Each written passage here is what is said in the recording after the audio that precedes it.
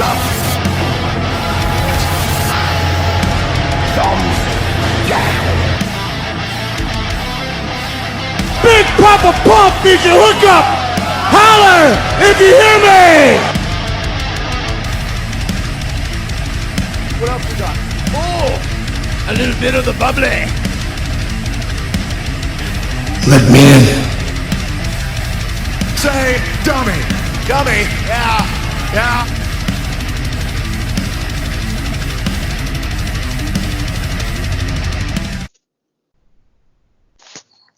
Ladies and gentlemen, tonight we are in for another Heelcast episode. It's going to be a very, very special episode tonight. I am joined once again by Goldberg.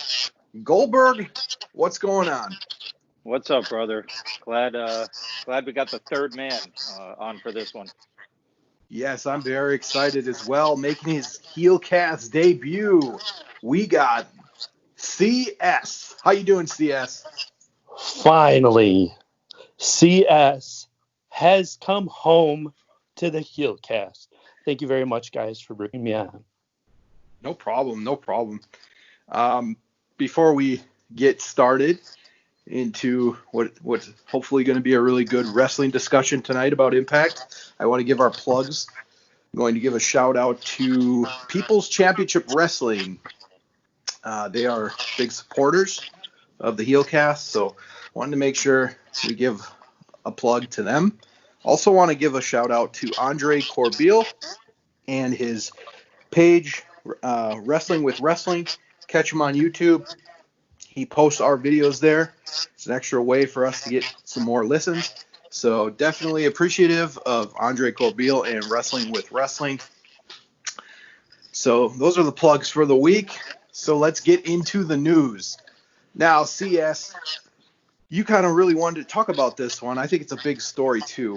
AJ Styles has kind of come up, and he's mentioned TNA, Impact Wrestling, and he talks everything from Vince Russo, Dixie Carter, and the TNA Hall of Fame. So why don't you tell us what you got on this? Well, apparently, AJ spoke of how a lot of the issues that there were in TNA had a lot to do with how Dixie was kind of intervening with a lot of the creative in TNA at the time, and really made it hard for Vince Russo to get things done and get his vision out on the screen. And AJ really put Vince over. I mean, he was honest about how they kind of butted heads, but really, I mean, he talked about how, the buck stops with Dixie, and she didn't really do very good of a job of, letting things play out. Yeah, and there was mention of, her being influenced by a lot of outsiders, and that's understandable, especially when she brought in Hulk Hogan and Eric Bischoff. I it still kind of baffles me to this day why they would change the formula when they were getting really solid ratings. They were getting almost 2 million viewers at that time, and I just think that kind of messed with the formula, so to speak. Not to say that Hogan and Bischoff didn't have some good episodes under their tenure. They definitely did, but I just thought that was when they really hit a brick wall as far as keeping things going forward. Goldberg, what's your thoughts on this? Yeah, so, well, first I just want to say that I think that the best thing that Hogan and Bischoff came up with during their regime was Joker Sting. I thought Joker Sting was quite the character. It was almost like a Jim Carrey type character.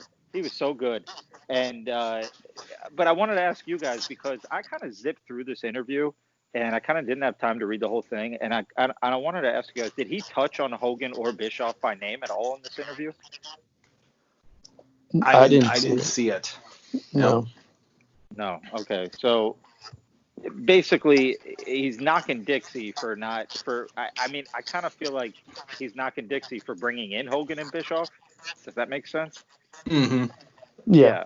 So, which I don't blame him, because they did have a thing, like you said, Hurls. They, had a good thing going. And I guess bringing in Hogan and over, all his guys, I mean, it rubbed me the wrong way if I was on that roster. So, I don't blame AJ for having any of those feelings. And who knows? Maybe that was the end of TNA as we knew it.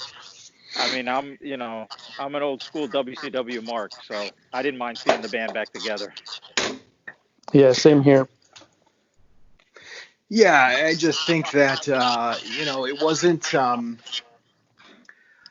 don't think it was the worst move ever, because we all thought, TNA at that time was ready to take over WWE. We thought, they had a roster. I think the problem was they went too big too soon instead of taking the gradual approach, which I think the regime that, is currently in there is definitely taking the gradual approach. I really enjoy some of the stuff they did, but a lot of it didn't make sense. I mean, especially when they tried to make AJ Styles Ric Flair. I thought that was just really bad creative right there, and well, how trying to about force trying something. to make Jeff Hardy, Hollywood Hogan? I mean, basically when they turned him heel there. I mean, that was supposed to be the shock of the century that gets everybody to change the channel, and it didn't really work. Well, how about that magic ring that Hogan gave to Abyss? I mean, that was already taking things to a very embarrassing level, and I think they were just going too extreme in the wrong way, and they were building momentum, and then they kind of squashed everything that worked to just sort of serve not only Hogan's ego but Bischoff's ego too. And then they tried to make up for it with the aces and eights, but I think by then, I mean, the aces and eights and AJ Styles, they were trying to recreate the whole Sting versus NWO, Right. and it just didn't work. It just, and before you know it, there goes Hogan with Dixie clinging onto his leg. I mean, it was embarrassing. Yeah. It really was. It was just a disaster. And the problem I have with Bischoff is he seems to always rely on factions all the time. He needs to have factions. I don't mind having factions, but when it's just another NWO type faction, it gets to be a little tiring. I don't mind the 4-man group or the 5-man group, but when it gets to be like 10 or 12, then it's like where he's going with it, and it's the same old. And that's what Immortal was. And then they combined with Fortune, and it was the same old crap. It really was. Yeah. Yep. Can we all agree that Joker Sting was gold? I mean, did you guys like Joker Sting? It was gold. Loved it. Yep. Yeah, it was awesome. Yeah. They hit gold on that Sting one. just at his best, man. He's what like you really got to look back and appreciate that what a complete package he really was. Unbelievable. It's a shame we couldn't really see him, win a title in WWE and whatnot. But man, I mean, what an icon. Absolutely. That he actually was interviewed, and he said that was one of his favorite times in his whole career is playing Joker Sting, and he looked like he was having a lot of fun. I mean, I remember him that one time when he started laughing maniacally, and then he's going, "Make the choice, Hogan, make the choice." I loved it. I love that part. That was good stuff. But another interesting thing from the AJ Styles interview is he said he actually turned down a TNA Hall of Fame induction. I kind of get it. I get it. He was contracted by Ring of Honor in New Japan, and he said he was not going to go do it while he was under contract to a different company. So that I totally understand. So that kind of made sense to me. I don't think it was really a dig. He said he's not against doing it. He's just not going to do it while he's under contract with a different company. So, your thoughts? I think it makes perfect sense. You don't want to, you know how the internet gets. I mean, someone stops in, they think, "Ooh, something's happening." Everyone's going crazy. Meltzer makes up shit, and you know, you don't want to dip yourself into that, because people are going to think AJ's back, and then he's not back, and everyone's complaining, and then Impact is going to get canceled. You don't want to get yourself into that. It's going to turn into a disaster. So I would say might as well wait until he's near retirement and wants to end it, hopefully, in Impact. But to just stop in, it's you're playing with fire. Definitely. Goldberg, any thoughts on AJ? Yeah. Well, just I'm gonna go out on a I'm gonna go out on a limb and just say that I actually don't think AJ will ever be inducted into the Impact or TNA Hall of Fame, and I don't think I'll ever return there. It's not the same TNA that he came up in, and it's just a completely different roster, regime, and everything. And I don't think I'll ever go back there. Maybe I'm wrong, but I don't think he ever goes back.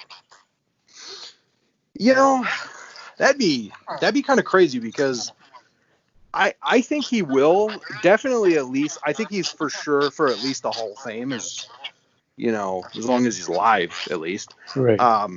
That's a big thing, but I do think he will return at some point. I don't know if it'll be a wrestling capacity, but I think to accept a Hall of Fame nomination, I think that would definitely be in the cards, because let's not forget, he's not very happy with WWE right now, especially with the whole Paul Heyman drama that's been going on.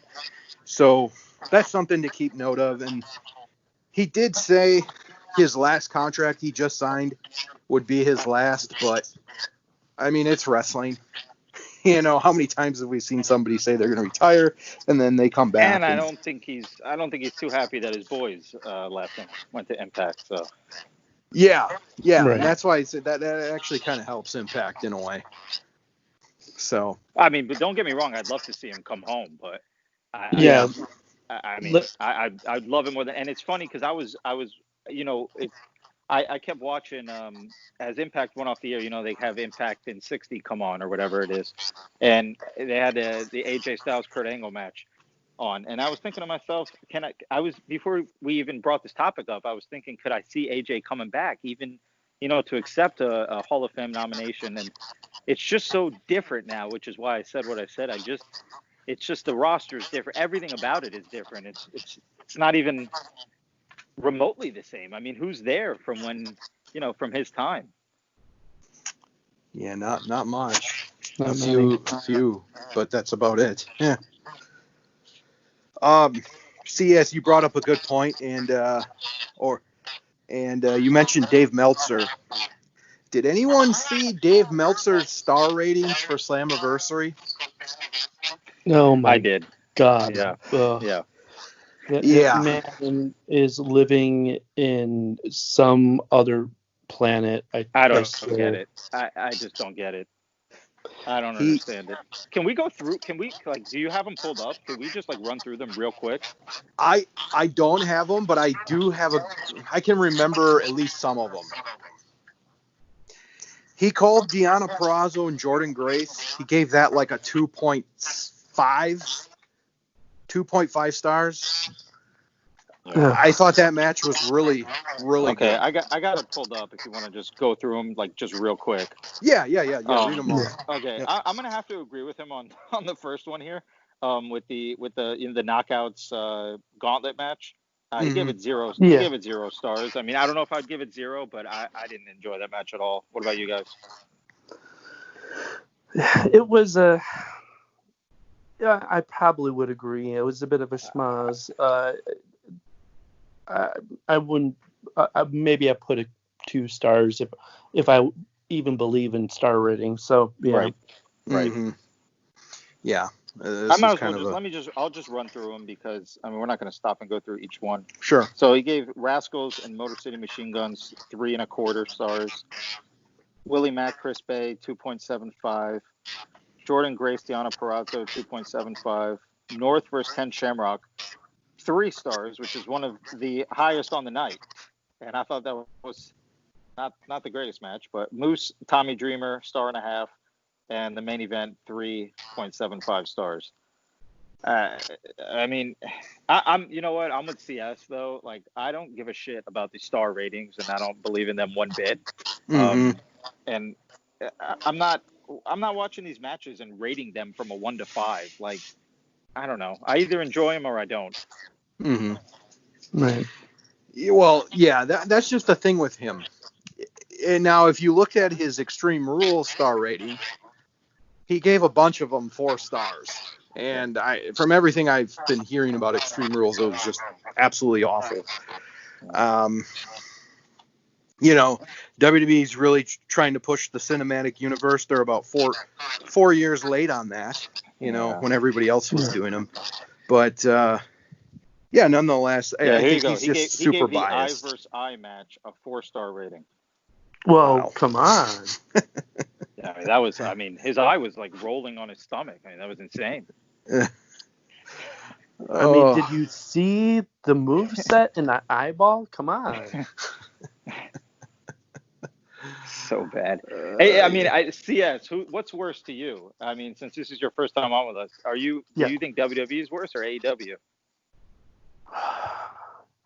Do you have to choose? Yeah, I'm with you. They both equally suck. I'm actually with you. AEW is like the absolute worst in selling. Like, I swear, it's not wrestling, it's pro gymnastics. Yep. I mean, they're not. And go off, CS. Go off. They are just. I just can't stand how full of themselves that they are, that they're like the best thing in wrestling, and it's like the most boring thing you could ever watch. It's like, great wall-to-wall matches, everyone's flipping and flopping, and what else is on TV? Yep. Yeah, I agree, and they do not have a direction. Anybody who says they have a direction is lying, because they have admitted to it. Yeah, they're just very they don't know what they want to do yet. And I said this last week. I said eventually they're going to reach out to somebody, because they're just not going to have Here's what I don't get about them. They don't just make they make absolutely no sense. Like, their storylines, they don't have they have no merit to them. Sometimes I'll just fast forward through the show, and I'm looking back, and I know Matt Hardy went through his feud with Chris Jericho or whatever, but now apparently he's managing some tag team. Like, have you guys seen that? Oh no. He's managing some bum tag team. I don't understand. How does he go from teaming up with the Elite, let's take on the Inner Circle, to managing some random tag team? I just don't get it. He's dropping his broken gimmick. He wants to be himself. I mean, this is pro wrestling. This is entertainment. What fun is it if everyone is just themselves? A wrestler who's wrestling, who likes to wrestle. That's boring. Mm-hmm. But even if that's part of his, that may be a gimmick in itself, what he's trying to do, maybe telling us now he's just going to be Matthew Hardy or whatever. But I do you have to tell us? Just do it, bro. Do we really need to be tipped off on social media? Just do it. Do it on TV. Yeah. He made the wrong choice. He should have went back to Impact, because at least they would have given him direction, a long-term direction. But I also think his broken gimmick ran dry. It ran its course. I think WWE butchered it so bad. Yeah. Oh, yeah. They killed it. I mean, yeah. He could have done. If you remember, towards the end of his run in Impact, they were ready to do more and more and keep it going. They were going to really push for that cinematic wrestling, which is the future of wrestling. I don't care what anyone says. This is what's going to bring wrestling back, but they're all afraid to do it. Well, I think that they gave him that one episode. It was the entire episode. It was was it the final deletion? Not the final deletion. It was like No. the Apocalypto, right? Was Yeah. Apocalypto, right? Okay, Tag Team Apocalypto. That was That the was the full entire. episode. Yep, that was really a lot of fun.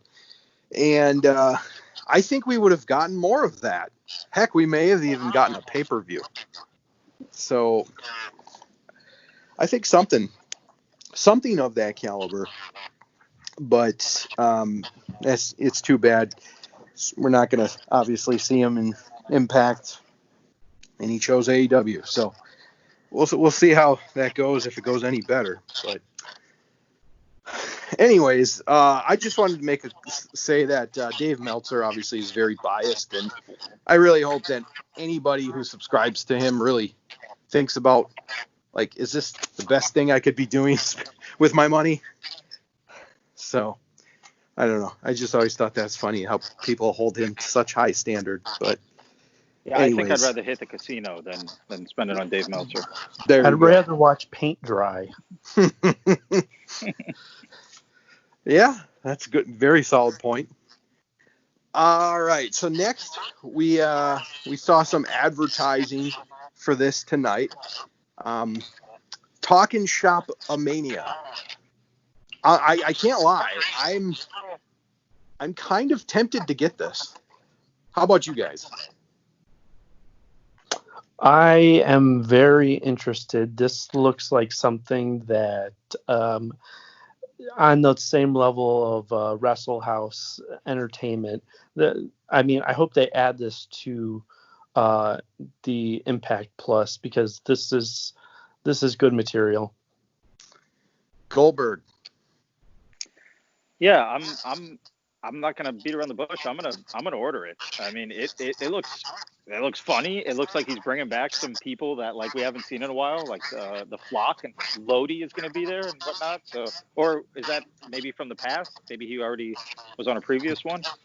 I'm not sure, but hey, it looks fucking funny and it looks interesting to me. So, and they're having a boner yard match, which is pretty. It's pretty funny shot taken against the boneyard match. So I'm gonna. I mean, how much is it? Do you guys know? I thought it was like $10. Maybe I'm underestimating. Yeah. Maybe If I'm it's 10, undervaluing I'll buy it right. I'm gonna buy it right now. If it's Yeah, 10. I'd buy that. Yeah. Yep. But I'm definitely in on it. Well, here's the thing. I do have the WWE Network just because I like to watch the old stuff a lot of times. And I did watch WrestleMania, or at least the two matches, the cinematic matches, and I actually did enjoy the Boneyard match with Undertaker versus Styles. I thought it was really well done, and lo and behold, you find out Jeremy Borash produced it. So that kind of made sense there. But I'm actually really looking forward to seeing their take on the Boner Yard match. But yes, Lodi's in it, and D'Lo Brown, and I think I saw Maria Kanellis on there, and it actually looks a lot of fun. And apparently it's not for kids, so it's going to be very adult oriented. So that's going to be pretty cool. Yep. Yeah, so, I'm definitely gonna order it. Yeah, I think I'm sold. I'm sold. I think it's a automatic buy. Heck, maybe we'll do a review for that. Why not? I'm telling you now, 5 stars for the Boner Yard match. Yes. Hey, all you have to say was adult entertainment. I'm in. Yeah. That's I was actually I'm looking for some more edgier stuff, so I have no problem with that. All right, and I thought I had one more story here. Oh yes, let's talk about this. Tessa Blanchard. So there was kind of this. I guess I don't know where the story came from, but there was rumored that she was holding the belt hostage and she demanded $150,000 for it. Her side is coming out saying that's not true and that the belt will be returned. CS, I'm going to start with you because I'm interested to hear your opinion on this. Well, I'm a little bit curious about what really is happening behind the scenes. I I heard I think it was an interview or it was Eli Drake was talking about how he was let go from Impact and how Callis and D'Amore were less than communicative, or they just really didn't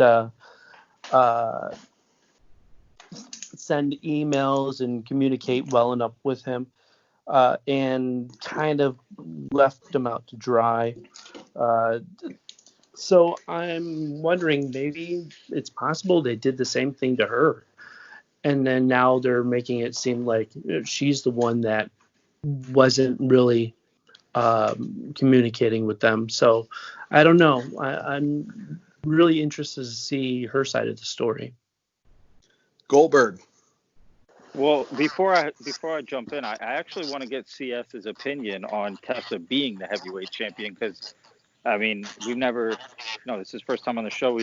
I think we've all pretty much been in unison regarding Tessa, but I kind of want to hear CS's opinion on that. If we could jump to that for a minute. Putting the man on the hot spot already. Oh, all right. Okay. I actually thought it was a pretty good idea, only because they properly built the story and they sold it well. If they just kind of threw her in there and didn't really build anything up, I would have said the same thing if it were a man. I would have said it was stupid. But what's important to me is that you build the story. You make it important. And I think they did that. They made her championship win seem important, and they really made her sort of work towards that win. So, some people have a problem with it. I don't. As long as you make it as believable as possible and tell the story. If you're not telling a story and just throwing two people in the ring and it doesn't matter, then I'd agree it's not worth it.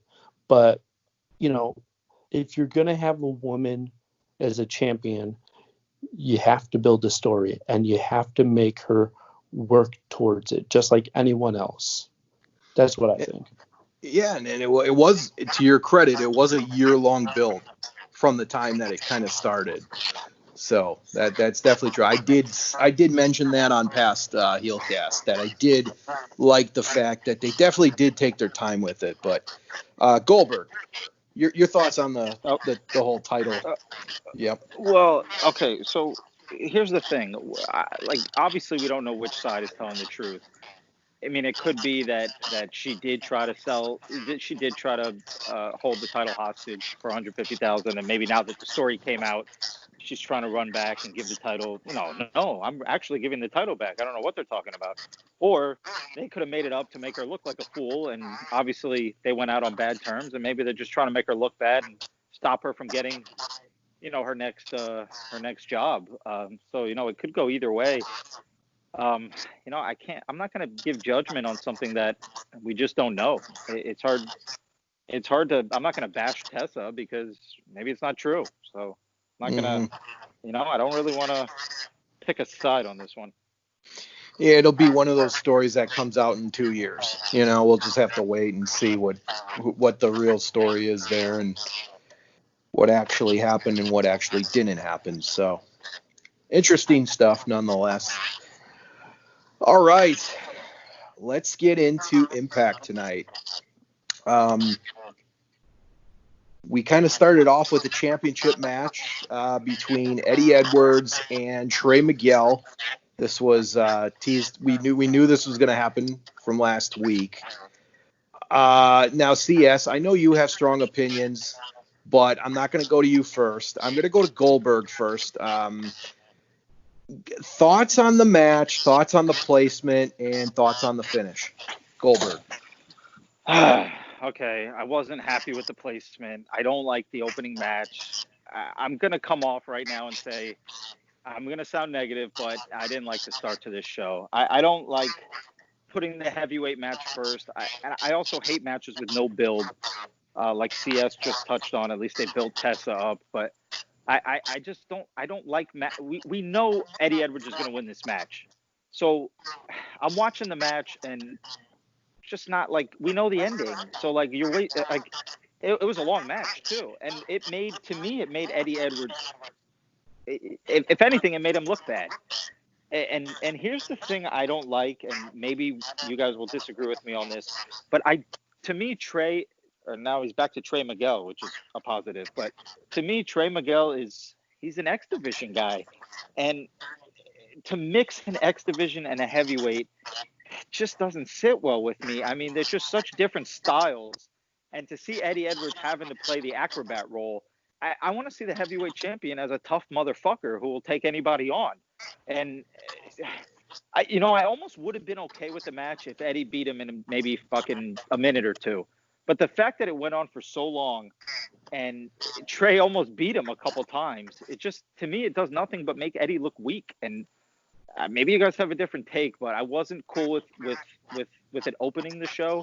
And I wasn't cool with how long the match went on. And I think it hurts our brand new champion in the new face of, a new Impact Wrestling, basically. He's the new face of it. I mean, I know he's been around, but the new regime, if anything. And let him look tough, man. Let him beat this guy in a minute and just look powerful. CS. Oh, jeez. What are they thinking? Placement, horrible. This is definitely making the championship look weak. The match length, I mean, you're going to a commercial in the middle of a match. Thank you for giving me a reason to change the channel. It just went way too long. And, I loved crazy Eddie Edwards. He's got the look, which is great. I like his new look. But starting off the match with a handshake, you lost me. I'm bored. Like, I hate these, like, oh, we're friends, we're buddies. Like, no, I want some heat. There's no heat going into this match. They're just like, kind of like making this title look weak that way. And it's not serving either of them. And it's just making it look like a TV title. And you don't want that. You want someone to chase that title. Now it's like, all right, I'm going to give everyone a chance. And it's like, it's just making it look weak, and it's not a good idea. I totally agree with the TV title aspect of things. I don't think you should be doing this with your world championship. The world championship should be a big deal. I don't think a world championship should ever start the show, in my opinion.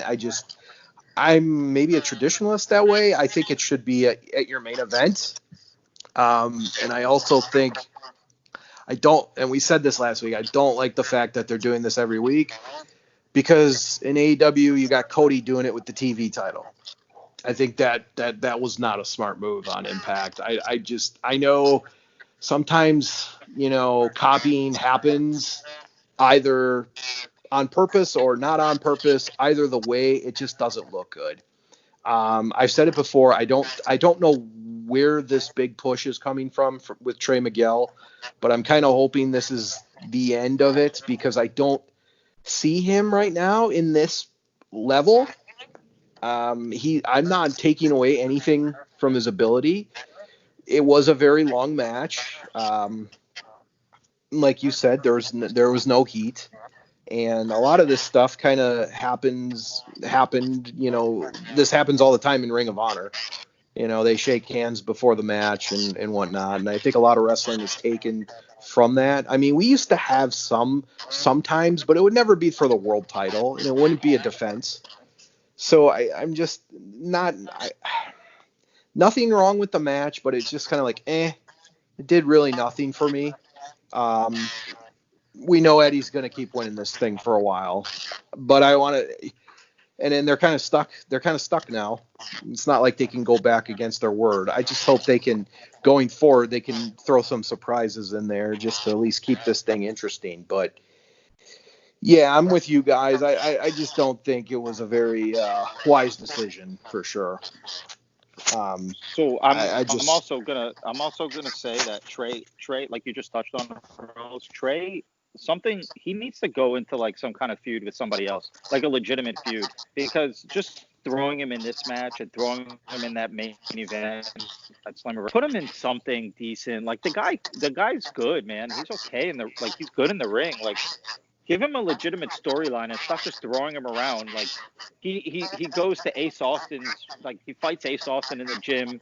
I thought they were going to feud. They're not. He goes to the Slammiversary main event, first guy out. Now he's just gets a random fucking title shot for no reason. He loses.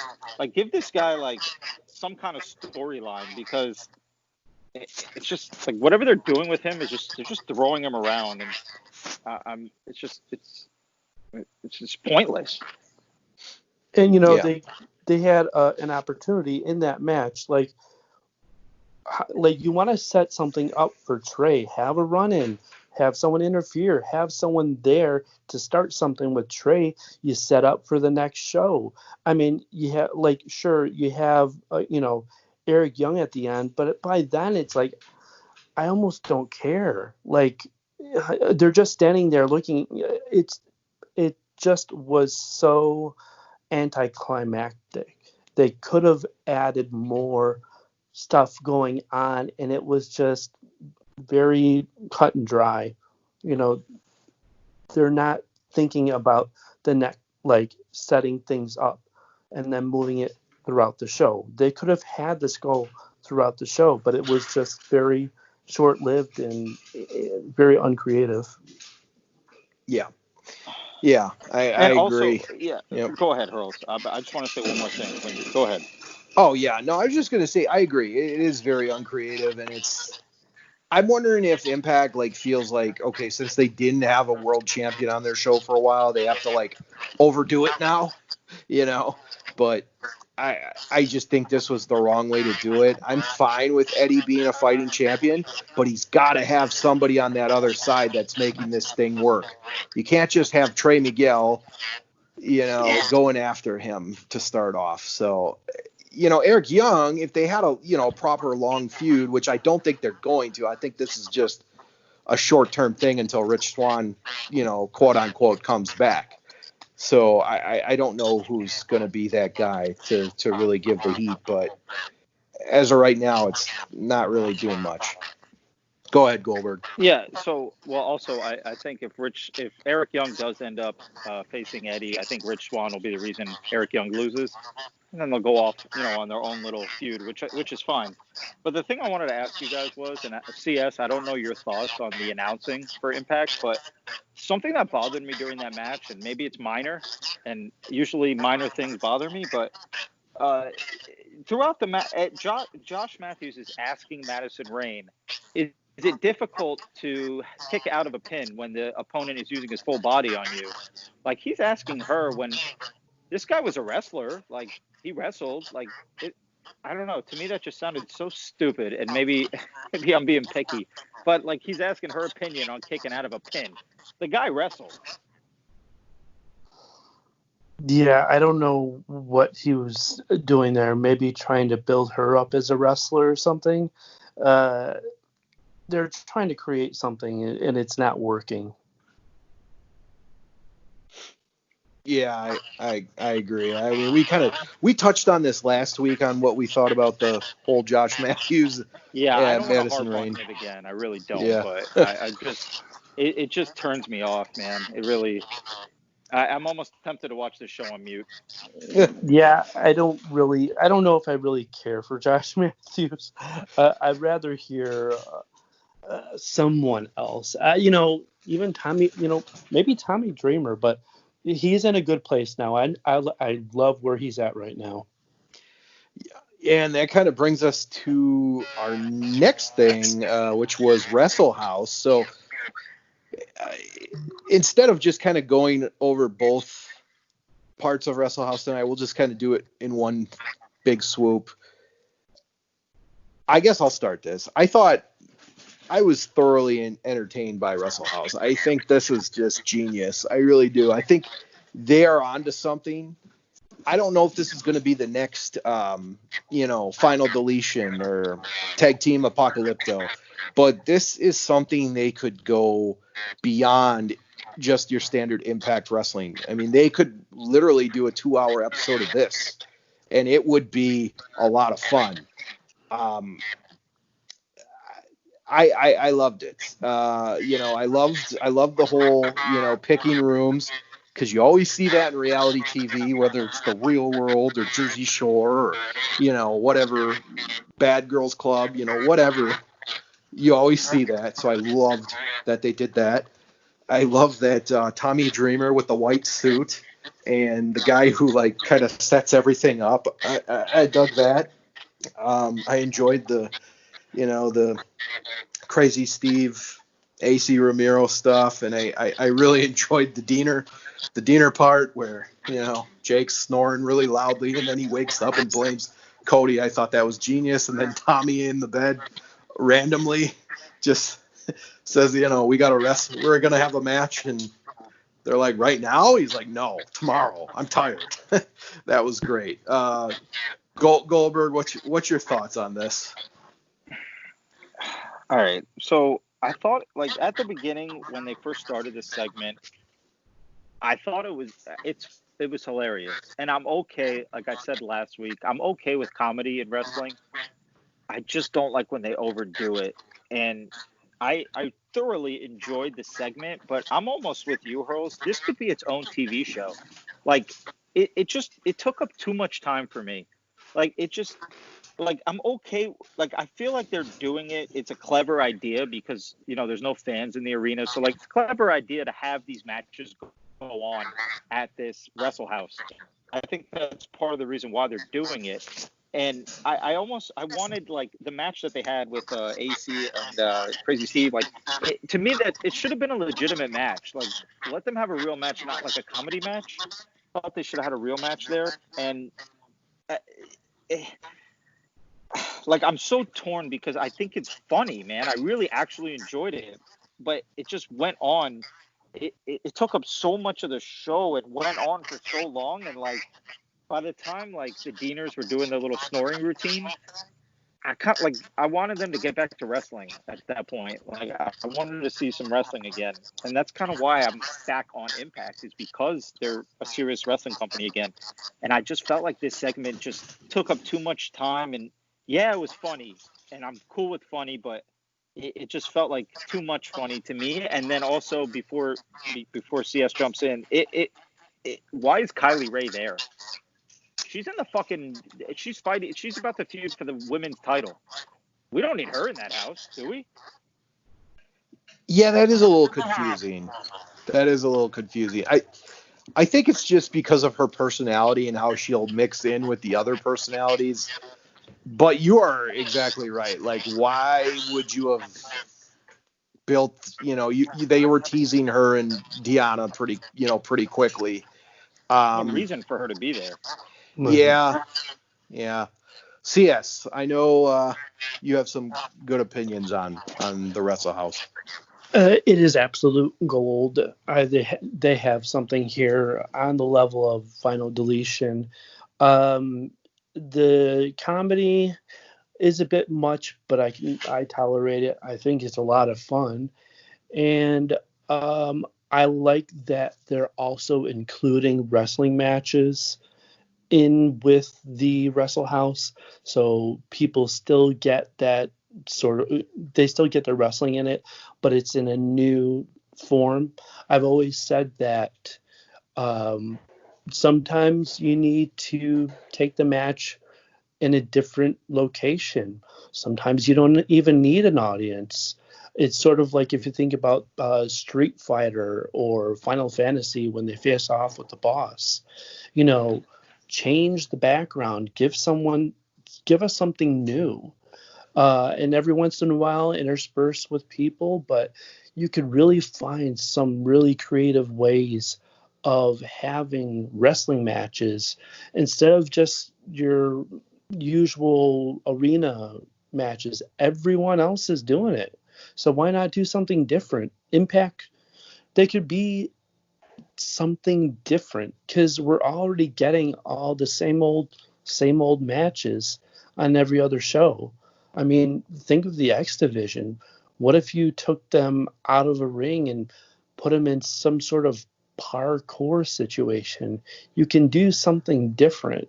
You just need to use your imagination and develop something new where casual viewers can be like, this is wrestling, this is cool, and you really want to bring those people in, because right now in wrestling, all you have are the people inside the bubble. You need to bring people outside the bubble in, and this Wrestle House hopefully will do that.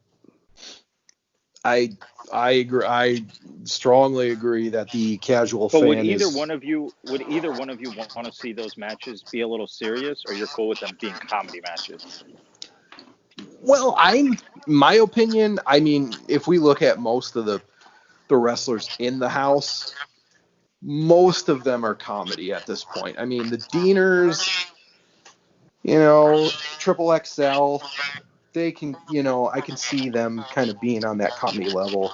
You got Susie, Crazy Steve. Now, even though Crazy Steve kind of seems like he's going back to menagerie, Crazy Steve, it might be only temporary, but I'm okay with it just because, I mean, most of the wrestlers in there aren't the serious type anyway, so I'm okay with it. I will say Tommy Dreamer did a hell of a job in his role. He was fucking hilarious.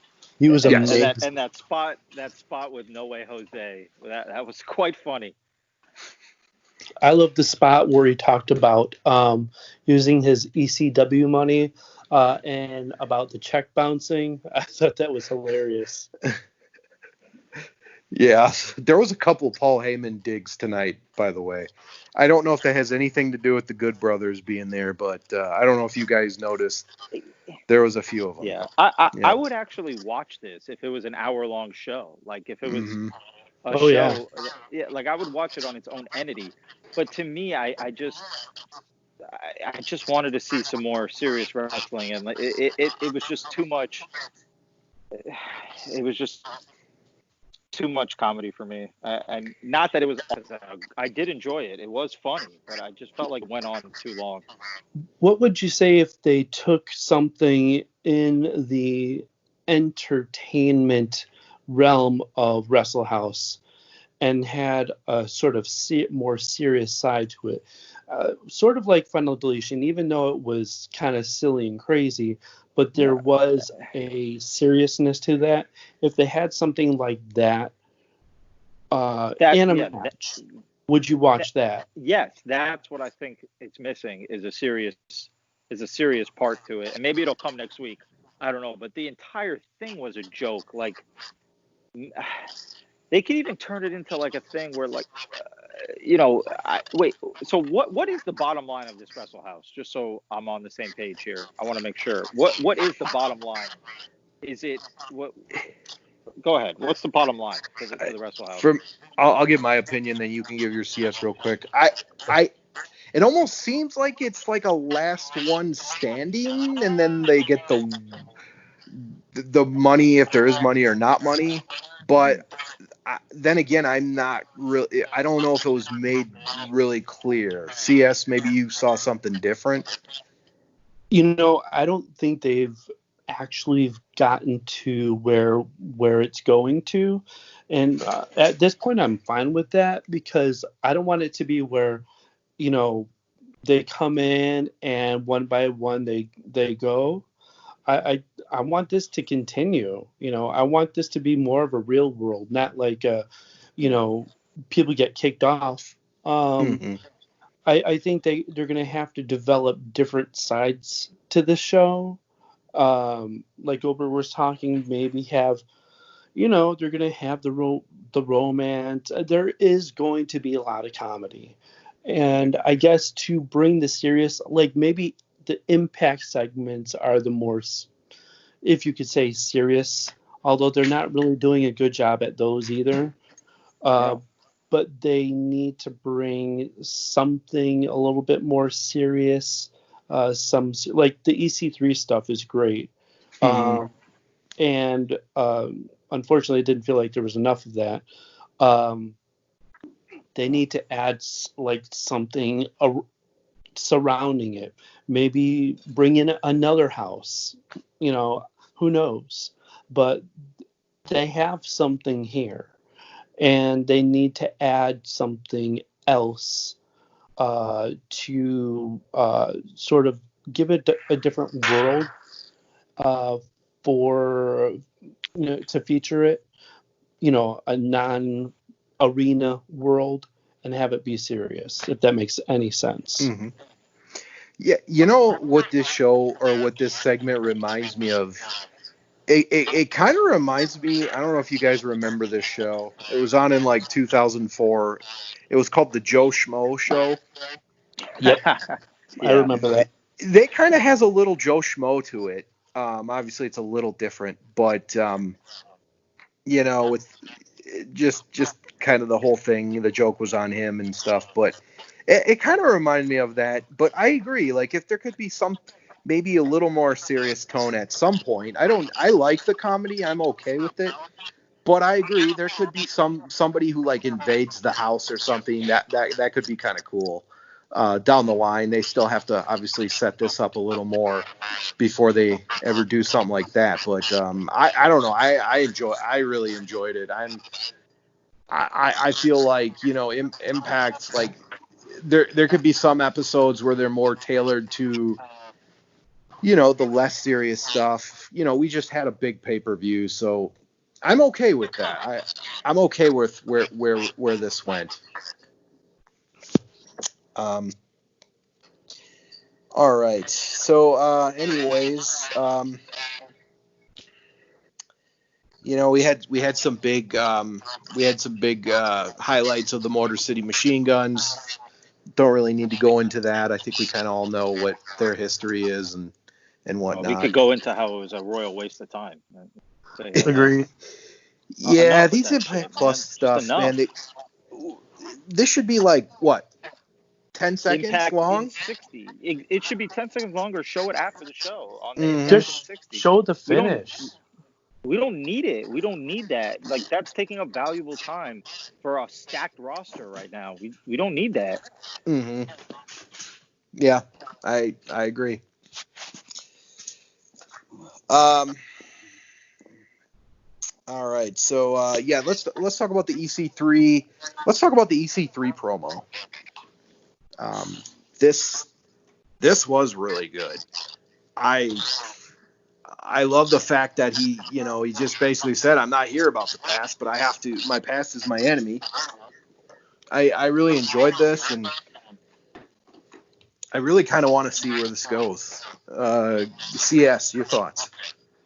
Yeah, I'm really invested in this. I don't know which way he's going. You don't know if he's going to be a face, a heel, a tweener. Like, he's building up something, and they're really putting a lot of effort into this to make it worth the delivery. So I say keep it going, and I hope they have him on the show a little bit more. Maybe he's going to add more people to his mission, or who knows what. The sky's the limit at this point. Yeah, and they keep giving little hints here and there, and I like how they're doing that. They're not just giving it all at once, which I do enjoy. Goldberg. Well, it's I will, like what CS just touched on. It's a little bizarre to me. I love these promos. First, let me just say I love them, and this guy can cut a fucking promo like nobody else. But I'm wondering why he wasn't really on the actual show. And I know he made an appearance last week, but I wonder why maybe he went home. I don't know. Maybe after he appeared last week, maybe he legitimately went home. But these are, I want to see him live on the show, and these promos are great, but I want to see him on the show. Yeah, I'm kind of I'm kind of torn on that because it's almost like you want more, but I think that's what makes it so good. Like I don't want That's a him good point. overexposed. I don't want him overexposed. I kind of enjoy this because it's mysterious, and that always leads to, I think that hooks a viewer. When you're guessing. So I'm okay Maybe with it. maybe they're still trying to sell the whole point of him not being with the company. That too. Yeah, please Yep. don't get me started on that bullshit Oh, again. I know. That too. It was Yeah. so stupid, man. They keep advertising him. You can't advertise somebody who's not supposed to be on your show. Yeah, that's a good point. That's a good point. At least they're not advertising Heath Slater. Like he's legitimately just popping up, and we'll get to that later. Whatever. So, anyways, then we got the whole kind of we had the Moose promo. Just talking about his defeat of Fallah Bahh last week. Then he's interrupted by Heath. Heath said he had a TNA contract, and then he kind of got Moose to admit that TNA doesn't exist. But Moose kind of made the challenge. Did you like this setup, Goldberg? Yeah, I did. I liked it. I don't think it's necessary. I knew it was coming. I knew Scott D'Amore was going to walk in with his headset on and say that bullshit that if you beat him, you get your contract. So clearly, I mean, unless we're missing something on Heath and he's appearing on the show twice, Moose is going to lose. And I don't know how I feel about that. But I like the idea. Like,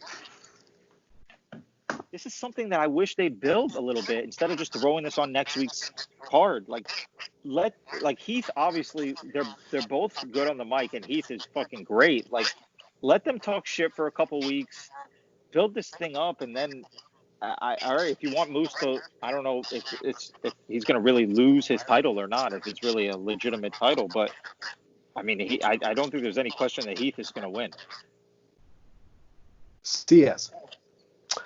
Yeah, the promo was good. I don't know how I feel. Well, actually, the way they're kind of bringing down the impact, or the TNA title, there is some history, and they need to build up the legitimacy of the TNA title, and now they're kind of like saying no, it's nothing and it's not legitimate. And they kind of, at first I thought, oh, a TNA committee, maybe there's something going on that we don't know about. I mean, that would be cool, but it's like, oh, no, TNA title doesn't really matter, and we're just going to continue to kind of bash what Moose is doing, and it's not legitimate. Like, and to bring on this match next week, I think it's a little bit too soon, and I agree. I think they need to let this breathe, let it build. If he's going to lose it next week, it's going to make the title look weak. It's just too soon, and they need to work on building this up more, get more people invested in it, and then maybe do a title change. I think it would be better possibly to have a former TNA champion to win it back, and then do something with that. I agree. I think this could, I think this is possibly something that we could be seeing in the future once the whole pandemic is kind of sorted out, whenever that is. But, there's talks, obviously, of bringing it back, the TNA brand, kind of where Impact in 60 is right now. That's what the rumor is. And, Heath could be a guy that you could put on that TNA show because you can kind of split the rosters. So I don't know if this is something for that. But you would think Moose would lose, but then again, we've been swerved before. Maybe somehow they like his effort and they still offer him the contract anyways. I'm not real sure. I think that title has to be kept on Moose for the time being. I don't think there's any question. I just don't see Heath winning that title. But I've been wrong before, and I'm sure to be wrong again. So I don't know. We'll see. We'll see what happens. But I like how they are giving Heath something to do, and I think it's different from all the other guys that have come in. So I'm interested to see where that goes. So I didn't mind it too much. All right, Yeah, let's go. I could also see. Oh yeah, go ahead. I could also see it being maybe a disqualification. Maybe Moose gets disqualified, and he still gets his contract or something like that. That would be the easy way out. Yeah, I agree. And that way you could keep it going, and you kind of get out of a jam a little bit. Did we like the backstage stuff with Rohit Raju, Chris Bay, TJP, and Falaba? Did you guys like this stuff? It was okay. Mm-hmm. I think they could have cleaned it up a little bit more. A little bit silly, but I feel like they could be using Falaba a little bit better. I don't know. I'm not so sure about the team as far as how they're using them. I think they can do a little bit better with that. I really thought that TJP and Falaba were kind of pushing them to win the tag team titles for a while there, and then the COVID stuff happened, and the North couldn't defend it, and it was almost like, okay, well, we're not going to go that route anymore. And I know they did have a match and they lost, but I felt like they were actually going to win the tag team titles, but that didn't happen. I do like how Rohit Raju is getting more airtime, and I'm actually starting to find his new thing kind of entertaining. Chris Bay, I'm still kind of, once again, he's a phenomenal athlete, but I want to see more. I do like how Impact is trying to, kind of put him off on his own right now and kind of give him a little more character. So I didn't mind this segment. Goldberg? Yeah, so a couple things. I think Chris Bay, watching more of him now, I agree with you. He's tremendous in the ring, but he's a little green on the mic, and he's got to work on that. But with Rohit, like I've been saying this for weeks, and obviously it's not happening. Or maybe this is the what they have planned for him, and maybe it turns into a big storyline, and maybe he's the one who's going to challenge Chris Bay for the title, but give this guy a fucking good storyline, please, man. I really like Rohit, and I don't want to harp on it again and again, but he's so good, man. Like he's so underratedly good, and I just want them. Maybe his like little weasel persona right now is going to turn out that he's going to be the one challenging Chris Bay or something. So I'm hoping that's what it turns into. But when it comes to Falaba and TJP, I think Falaba should be in the Wrestle House. Like to me, that's where he belongs. And maybe I'm alone on that, but No, I agree with you. I think down the line, that's where he should go. I mean, he's beloved. I think a lot of fans really love the guy, and I think he would be doing really well in the Wrestle House.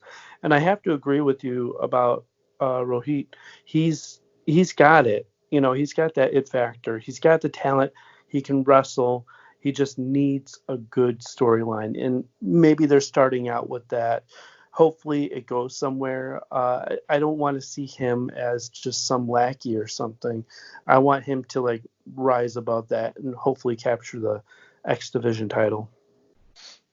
Yeah, that's possible where it's going. That could be a possibility. All right, then we had a match, Deonna Purrazzo versus Kimber Lee. I enjoy Deonna Purrazzo. I just want to say, I've heard her in interviews. she's really all about ring psychology. Old school ring psychology when a lot of other wrestlers are about, I got to get my moves in. She's more on the, psychological part of it, more old school.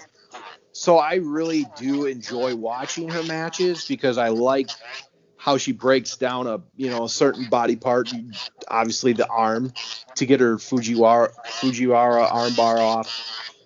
I don't know. I'm enjoying her. Looks like Jordan Grace, this feud's not over, which I thought was, she still gets her rematch clause. So I don't know.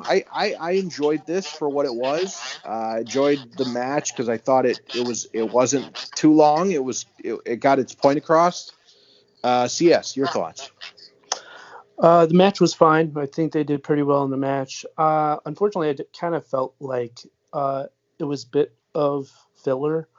Yeah, they did set it up last week, but I just felt like this match was inserted into the show, and it almost didn't serve a purpose, only to follow up from last week. It would have been nice to see something to build up the heat going into the match. We just got a match, and that was it. And I just don't care for that. I hate segment filler matches just to get it in there. The match was great, but there was no setup. There was no building of heat. And I did like afterwards when they had their little tussle. But, I think it was missing that setup. And if they're going to do another opponent next week, they didn't set that up either. So there were a lot of missed opportunities in that segment. Goldberg.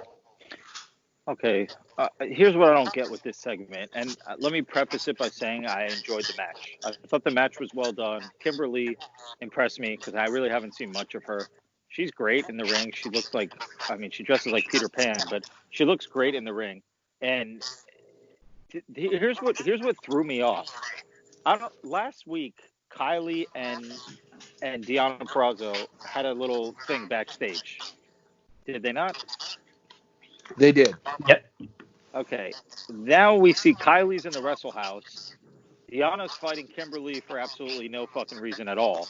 And Jordan Grace is back. So she's obviously going to get her little revenge match and lose it. But so what was the purpose of that backstage segment with Kylie last week, where we obviously were going to have some kind of build towards the number one contender?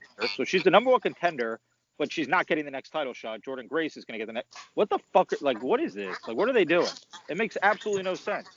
It's like they realized, oh wait, like maybe let's just give Jordan her little send off. Let her have her revenge match that she's going to lose, and throw Kylie in the Wrestle House. The Wrestle House is a joke, a funny joke, but Kylie's fighting for the title. Why didn't we see an extension of what we saw last week? Yeah, I it's like almost like if they're just kind of like foreshadowing to the future last week. And I thought it was weird. I thought you might as well we know Kylie won the title, won the gauntlet. She gets the future shot going forward. But at the same time, it's like they almost forgot about Jordan Grace last week. I think this probably should have been switched. Maybe Kylie brings it up in Wrestle House that she's the number one contender, soon to be a number one contender. I think that may have been better. And I think the stuff with Jordan Grace, I don't know if they're just selling her arm injury or what, but that's really all I got for this. Anyways, so then we saw we got the whole package for Brian Myers. Did you like the Brian Myers stuff? I thought it was okay. Interested in what he's going to bring to Impact. I hope they don't just throw him into a debut match against a jobber. If you know me, I can't stand those because they do nothing. They should bring him into some sort of backstage segment, build up a feud or something. I always say it's important to build up heat for any match. So they got to establish him somehow. The videos are great, but you got to start doing some sort of vignettes or something to really let us have a better idea of who he is and hopefully have some sort of feud set up. Yeah, I agree. I'm okay as an late 80s, early 90s wrestling fan. I'm okay with squash matches, but the times were so different back then. We didn't have weekly TV. You had your random Saturday night's main event, and then you had your pay-per-views, and the pay-per-views always felt like big fight feels because you never saw these guys lock horns unless you went to the house shows. But so I guess I have a place in my heart for those squash matches. But in 2020, when you have so much content and you don't really need the squash matches like you did back in the early 90s, late 80s. So I don't know. But who knows if that's even where it's going to go. Goldberg, did you enjoy the promo for Brian Myers?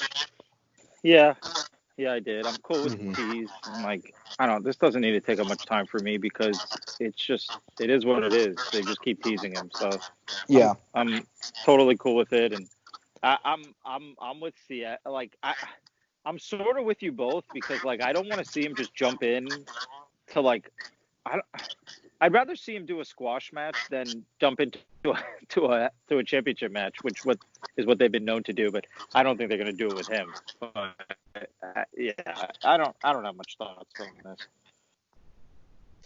Yeah.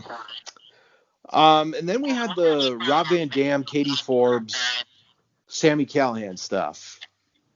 And, I was a little confused on the Ken Shamrock backstage stuff. I feel like that was kind of lazy.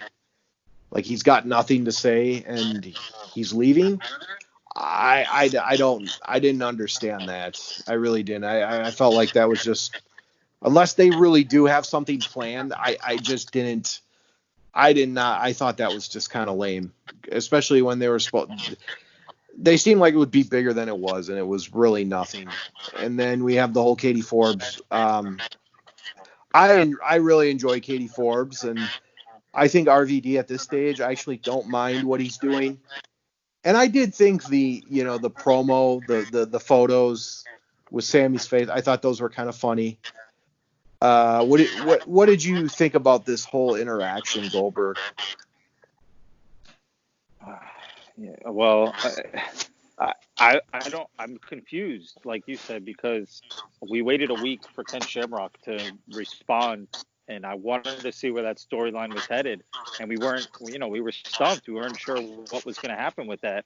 And clearly, well, maybe not clearly, because I guess something could still happen, but as of right now, it looks like nothing. And it's bizarre that now Sammy is going to go into a feud with RVD. Listen, I'm a mark for the older guys. I like RVD. I love the old school guys, but I don't need to see Sammy in another match with an old man. I just don't need to see it, man. Like, I don't know. I'm not feeling it. Yeah, it was funny with Sammy's head on the pictures, but I don't need more comedy in this fucking show. Like, I don't know. Unless this is headed somewhere that we can't foresee right now, which maybe I'll give them the benefit of the doubt. Maybe it is headed somewhere and Shamrock comes back or something. But the way they're portraying it right now it's not interesting me. I'm not interested in RVD versus Sami Callihan. CS. The setup seemed a bit lazy. It seemed like a fast way to write Shamrock off TV, and even his participation in it just seemed very like disjointed. It just didn't seem to flow right, and I I didn't think that the execution of the whole, like the pictures and all that, and putting Sammy's head on her pictures, that's fine, but the execution just, it didn't read well to me. I felt like it was a bit like they were doing it last minute or something like that. It seemed a bit lazy to me, and you know, if they want to make her look, all sexy and bad, I don't know what they're trying to accomplish there, but it just didn't work. Something fell apart there, and I think they could have done a little bit better. Yeah, I just think the whole Ken Shamrock stuff too. I guess I was just a little disappointed in that. I just feel like they just didn't know what to do, and they're like, okay, we're just gonna have you not show up. You're just gonna go away for a little bit. I don't know. I thought that I didn't really understand that part, but whatever. Seems to me like Shamrock was on the payroll for 5. They gave him his out. That was it. Yeah. Well, and Maybe he's still they going to used be him, here because but- of the Hall of Fame induction, but yeah. Well, that, and we did touch on Hurls, like maybe Shamrock. We were talking about here's kind of what we wouldn't get to this because, and I know we're running kind of long here, but like we wouldn't get to this because they weren't on the show. But we kind of touched on this in previous weeks that some of these guys might have been being used because of the COVID situation, and Shamrock may have been one of them that kind of stuck around longer than he needed to. And maybe that was just their quick write-off of him. But also, we never did. Okay, maybe I missed it, but did we see any kind of extension of the Hernandez Rhino storyline? No. None. Okay. So Yep. that's another guy to me, that Hernandez, who was being used for filler to fill up for the Joey Ryan segment, in my mind. And maybe I'm wrong because I want to see more of Hernandez and Rhino, but to me, Shamrock, Hernandez, maybe even Rhino, some of these guys were just being used to fill up time that they needed to refilm. It's possible. Yeah, it's definitely possible. Considering there were certain talents there that they couldn't use for different situations. But I don't know. Like, if you don't see them next week, I think that's a definite possibility. Then we had the Rich Swann stuff. He's going to come back next week, talk on the mic. There's really nothing to really say there. It's just an injury angle. Nothing bad or good, just there. Then we had the main event. We had the Good Brothers versus Reno Scum. Actually, I enjoyed the main event. I'm not going to lie. I mean, yeah, the Good Brothers won. It was pretty obvious, but I did enjoy the stuff at the end with Ace Austin and Madman Fulton. I enjoyed the brawl that went on backstage and to the outside. Your thoughts, CS? I guess the match was fine. I didn't feel like it really should have been a sanctioned match. I thought they could have just had a face-off and a little feud going on there and then take the fight outside like they did. I thought that was great, but I wasn't invested in this match. It didn't feel like what should have been the main event, which was the title match. It just seemed a little bit out of place. But I guess the way they ended it was kind of cool. I was kind of hoping for some sort of added surprise like they did last week with Heath like sneaking back in. But it was fine for what it was. But I don't think the match was exactly necessary. I don't know. What do you guys think? I actually agree with you. After the Impact logo came on, I was expecting something like a post-credit scene. I kind of like that. I think they should do more of that. I'm hopefully we're not done with those because I think those have been actually pretty cool. But I did enjoy the end. I guess they really just kind of want to hype the Good Brothers up, and that's why they were in the main event. And then maybe because of the whole Talking Shop Mania this week. But I agree with most of your points. Goldberg. Yeah, I actually agree with both of you here. I was totally expecting something after that Impact logo showed. I think this was the main event because the way they brought the Good Brothers in, I think they promised them a lot here. They promised they'd advertise for Talking Shop Mania, and I think they threw them in this main event. But I'm with Cia. This is not a main event match to me. It was a good match, and I enjoyed the match, but it should have been maybe the second to last match on the card or something. It was a good match, but I wasn't feeling the spot of the match. But we knew the ending. We knew what was going to happen. We knew Ace Austin was going to come out. And maybe they just wanted to go off the air with Ace and Madman brawling with the Good Brothers, which I guess that's okay. But I don't know, man. It just, something felt off about this entire show to me. And I guess we'll get to, we'll give our final ratings on the show. But I didn't, it just something felt off. The main event was misplaced. Eddie Edwards, you can't have a heavyweight title and sell it as the heavyweight championship match and have it open the show against a cruiserweight. That's got to be the main event. If you're gonna do something stupid and let Eddie Edwards defend this title on a week-to-week basis, you got to have him fight somebody with a relative name that we at least think stands a chance in the match. And Trey is just he's a great wrestler, but he's an X Division guy. That's got, and if you're gonna have that match, it's got to be the main event. And it went on long enough to be the main event.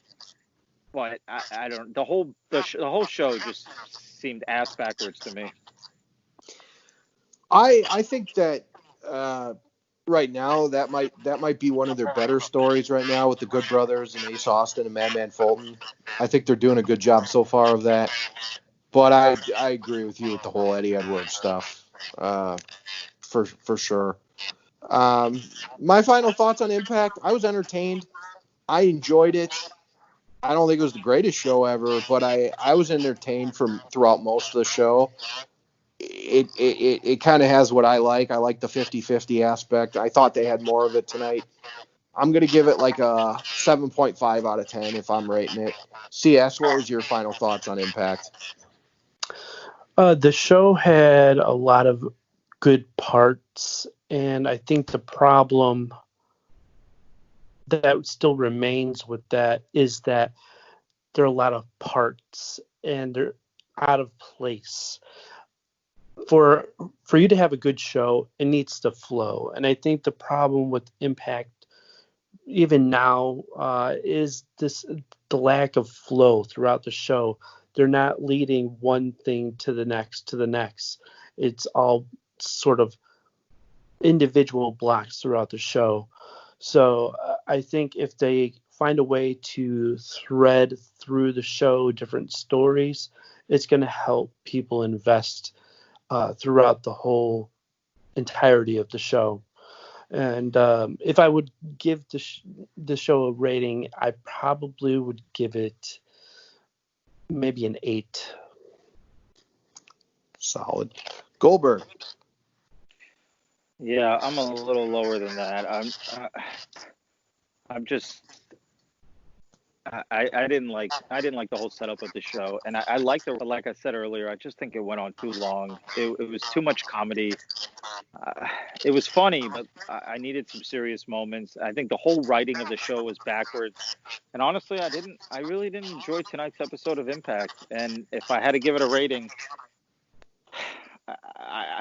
I think I'd be generous by giving it a 5.5 or 6. I just didn't enjoy it tonight.